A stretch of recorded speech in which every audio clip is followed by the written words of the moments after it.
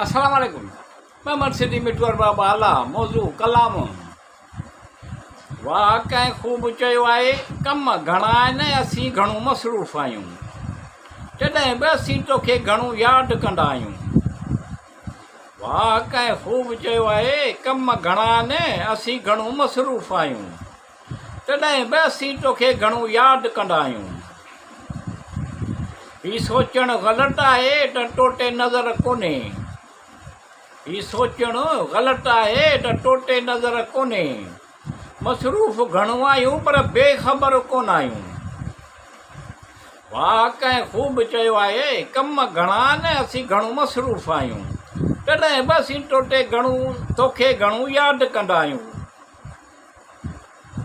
ॼणु जदीद जे तेज़ी ऐं मसरूफ़ियत में माण्हुनि खे ॼणु अकेलाई ऐं आराम सुकून मिलंदो आहे। ॼणु जदीद जी तेज़ी ऐं मसरूफ़ियत में माण्हुनि खे ॼणु अकेलाई ऐं आराम सुकून मिलंदो आहे। पर ॼणु टेक्नोलॉजी सोशल मीडिया जे टेक्नोलॉजी जे वधीक इस्तेमाल में मसरूफ़ थी विया आहियूं। वाह कंहिं ख़ूब चयो आहे कम घणा आहिनि असीं घणो मसरूफ़ आहियूं। तॾहिं बि असीं तोखे घणो यादि कंदा आहियूं। तुंहिंजो ईअं बेपरवाह थियणु मूंखे सुठो कोन थो लॻे। तुंहिंजो ईअं बेपरवाह थियणु मूंखे सुठो कोन थो लॻे। तुंहिंजूं मसरूफ़ियतूं बि अखियुनि ते पर मजबूर आहियूं। वाह कंहिं ख़ूब चयो आहे कम घणा आहिनि असीं घणो मसरूफ़ आहियूं। तॾहिं बि असीं तोखे घणो यादि कंदा आहियूं। ॻाल्हि मसरूफ़ियत जी कोन हूंदी आहे, ॻाल्हि अहमियत जी हूंदी आहे। ॻाल्हि मसरूफ़ियत जी कोन हूंदी आहे, ॻाल्हि अहमियत जी हूंदी आहे। मसरूफ़ियत जो बहानो कोन कंदा आहियूं।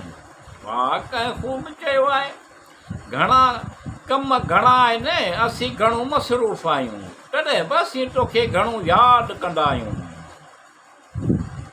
ख़ूबसूरत माण्हू मसरूफ़ छो हूंदा आहिनि? ख़ूबसूरत माण्हू मसरूफ़ छो हूंदा आहिनि? हाणे सोचियो असीं थोरो मसरूफ़ आहियूं। वाह कंहिं ख़ूब चयो आहे कम घणा आहिनि असीं घणो मसरूफ़ आहियूं। तॾहिं बि असीं तोखे घणो यादि कंदा आहियूं। जिन सां ॻाल्हि करण जी दिलि चवंदी आहे उहे अक्सर मसरूफ़ हूंदा आहिनि। जिन सां ॻाल्हि करण जी दिलि चवंदी आहे उहे अक्सर मसरूफ़ हूंदा आहिनि। पंहिंजे कमनि जे सबबि मुक़ररु हद ताईं असीं बि मसरूफ़ आहियूं। वाह कंहिं ख़ूब चयो आहे कम घणा आहिनि असीं घणो मसरूफ़ आहियूं। तॾहिं बि असीं तोखे घणो यादि कंदा आहियूं। उहे कहिड़ी बि वजह सबबि असां खां परे कोन थी सघंदा आहिनि, न वक़्त जी थोराई न मसरूफ़ियत।